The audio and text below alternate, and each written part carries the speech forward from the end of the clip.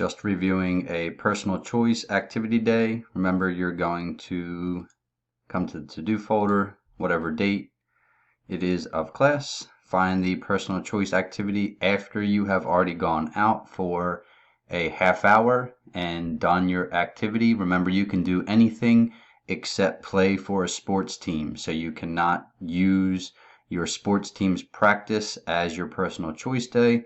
So when you click on the personal choice activity after going out and doing some activity for a half hour, on your page it would say My Document, which would open up the Google Doc that looks like this. So and you'd fill out all sections. So here I would put in 9/22 is the date. Maybe the location you did your workout at was at home or a park.